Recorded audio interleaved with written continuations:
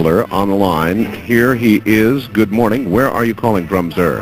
I am calling from Southern California. Uh-huh. I'm actually in the Anza Borrego Desert as I'm talking to you. Really? Yeah. And when are you from? Well, when I'm from is 2037. 2037? Yeah, but this goes back. I'll tell you. Well, first of all, I'll tell you that since you did this show, I had to call you because I remember listening to this and going, "My God, that's my voice."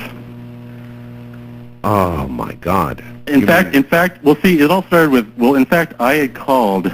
Well, I guess it's '97. Several months earlier, saying I had bought one of Steve Gibbs' machines. Oh, you bought one of... Oh, you bought... Yeah, I remember, and I said I was getting phone calls from myself. Yes, I remember. Yes. Well, this continued, and now I know why. Anyway, Gibbs' things, they didn't work very well. Must have worked. They worked well in the desert.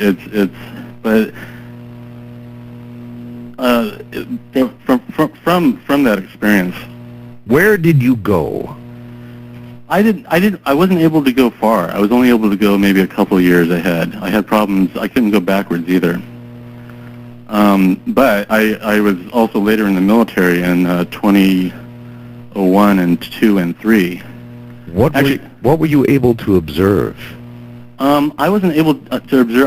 I was still in the same where I was before. But that's not my method of time travel right now. My method is a ship which I operate. You have a ship? Yeah, I was. Well, what we don't want to call them abductees, but an experiencer, and recruited, and I thought it was great, and they. Well, it's not that hard to operate the ship. The other Mike, my name is Mike too. The other Mike, I was curious about him because he was sent back on a mission.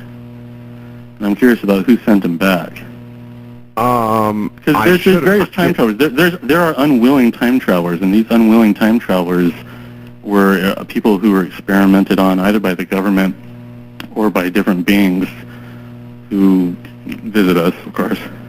I should have asked him. It was just impossible. I mean, well, I get you guys on the line, and then it's like there's a million questions you think of afterwards.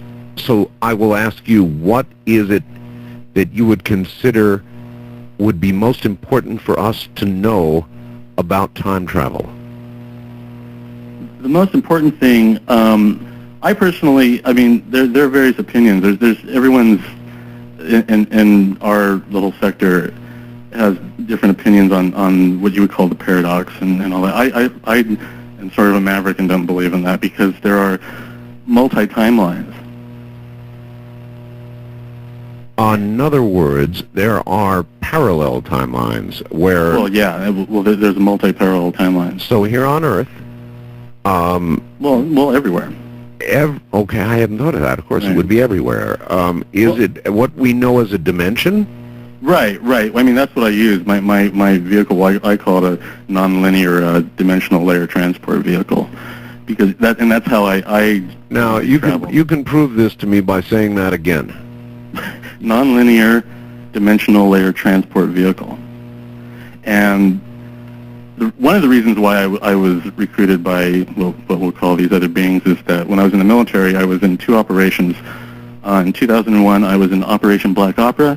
In 2002, Operation Black Swan. Black Opera, I've heard of Black Opera. Really? Yes. At this time? I had a reference once. One person once referenced Black Opera, and I tried to get him to send me information on it, and he disappeared. Well, those are reverse-engineered vehicles, and when I was in the military, I learned how to operate them, which gives me the expertise of operating the vehicle I have now. Well, you are a permanent resident now in 1997. Well, no, actually, I had to come here and call in because I remember hearing this call. So I'm fulfilling my paradox. Oh, my God. It's like the phone calls I was giving myself, and I called you about that. Gee. Well, years ago, but I can't tell you how impressed I am. I thought I'd get a call like this, and here you are. Thank you, my friend. Okay, well, if you had any questions, I have it all. All right. I can't think of any more right now. My mind is wobbling. Okay, the one thing I have, and some people will know, Operation Southern Cross. I think your other caller was on that mission. I mean, I'm not sure. Okay. Not sure who he is. Okay. All right. Thank you very much. Pretty good ones here. The mind wobbles, doesn't it? Travel line, you're on the air. My timeline, actually. Hello, Art. Hello there. Well, I had to call back on your second timeline. I called, was it a month ago? Seems like moments to me. It's been about a month since I did the first time. My name's Michael. I'm the pilot of the nonlinear transdimensional transport vehicle. From the year 2037. Well, 2037 is my report-in year. Report-in year. Yeah, that's my point of origin, where I go to All right, and when I go out on my next assignment. You're going to have to remind me. Your purpose here is. My purpose at this moment in time. At this day, or? Well, your general purpose in for time travel.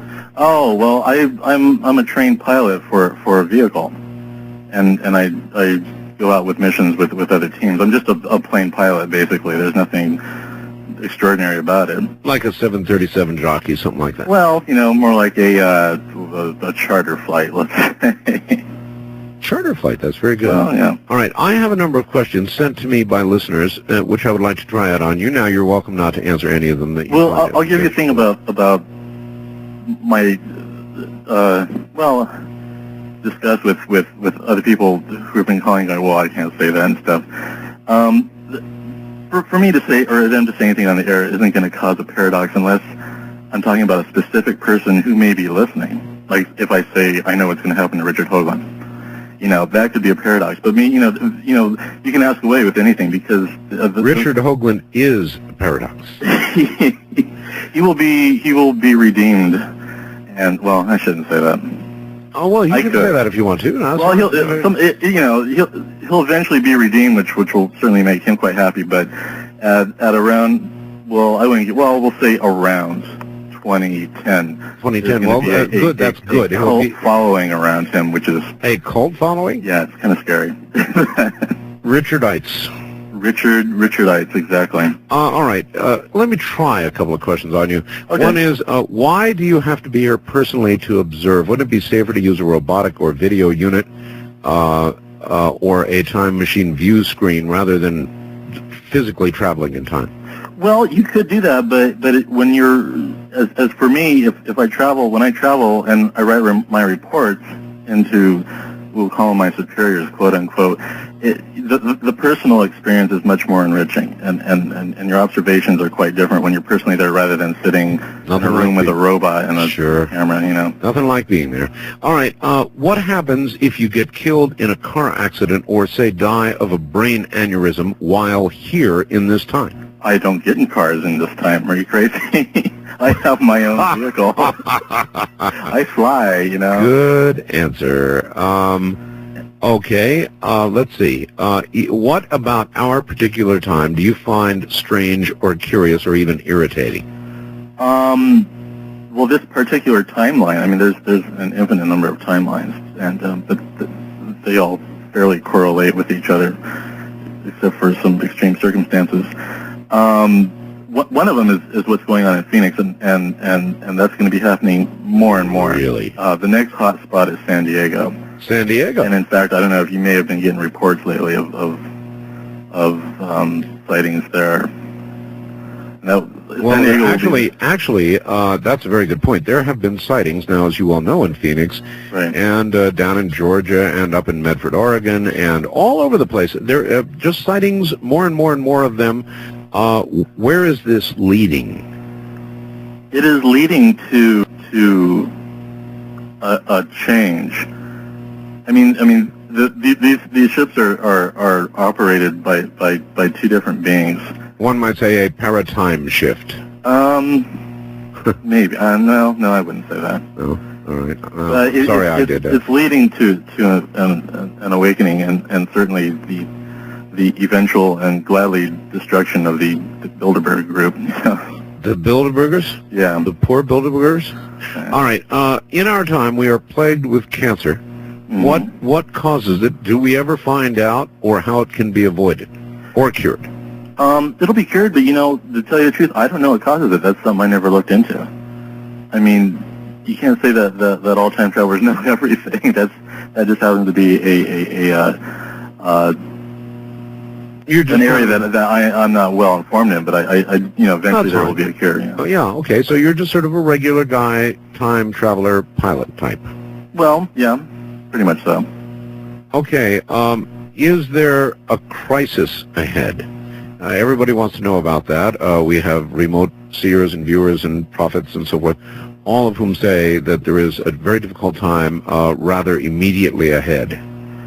Well, there are several, and however, your timeline could split. I mean, right now, if you and I and everyone else at this point is sitting in this timeline, right? But they could split on various things that what happened.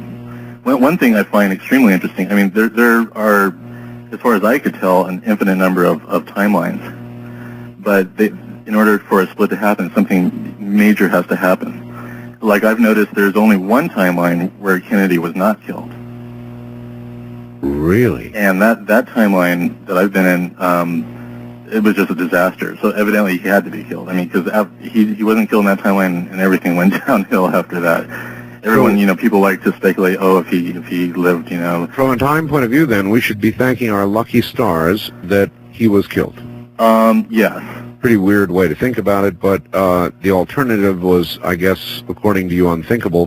What did occur in the timeline where Kennedy lived? Well, the timeline where Kennedy lived, he exposed his knowledge on extraterrestrial visitations, which is what he had threatened to do. Too early. And he completely disrupted the CIA, but basically the world at that time was not able to handle the information he put out. Well, he didn't like the CIA. I mean, that's well known. Yeah.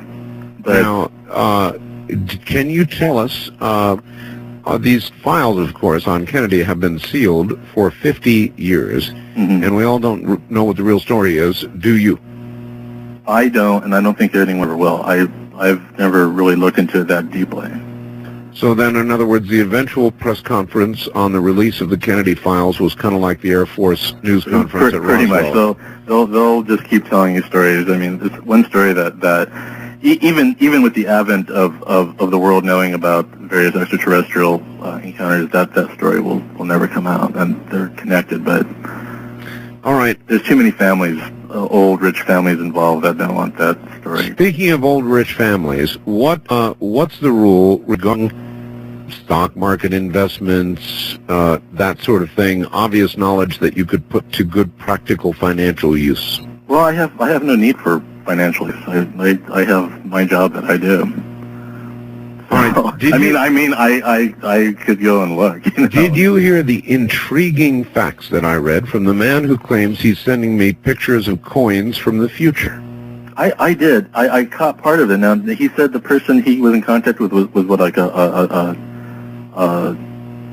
just traveling around. It was like on a bus or something? Or? It was the person that he would eventually marry. Right. I just thought that to be very intriguing. Is it possible that a physical manifestation from the future could be tossed on a table? Yes, of course. You can move objects like that. Wow. So that when I get these... Newspapers, anything like that, yeah. Really? Even a newspaper? Yeah. Wow. But that newspaper, I mean... Wouldn't that be off into near Paradoxville? In other words, a newspaper or coins are absolute proof of the future. Not necessarily. It could be proof of only one future. If, for instance, I brought you a newspaper from 50 years, well, there aren't years in 50 years. Let's say I brought you a newspaper from 10 years ago. Yes. Or 10 years ahead. And I gave it to you. Yes. But that could be from a different timeline. So none of it might really come to pass. Various events might not come to pass. It depends on what timeline you may shift into. Well, that's intriguing. Right. Which depends on events. Now, are you able to influence those events and shift us into a different timeline? That is part of my job, yes. My last mission was, I went back to 1933 to stop Operation Southern Cross, as they like to call it, because that was just bad news. At least in one timeline, anyway. So, in other words, we're constantly, in effect, improving on the future. Exactly. Pretty good job if you can get it. It seems though, like, as I said, in order to shift a timeline, it has to be something major. It can't be like you make the decision to go right instead left. That won't affect a timeline shift. Okay. I mean, it has to, and it has to be more. Very few individuals could do it. I mean, it takes a group event or a major event to for that to happen. So it's a carefully researched change. Pretty much so, I would say. All right. Well, as usual, I thank you for calling in, and right. Thank you very much. And I'm going to call in to your next one, which will be in a couple minutes to me. That'll be interesting. Right. Thank you. That's my time traveler from 2037.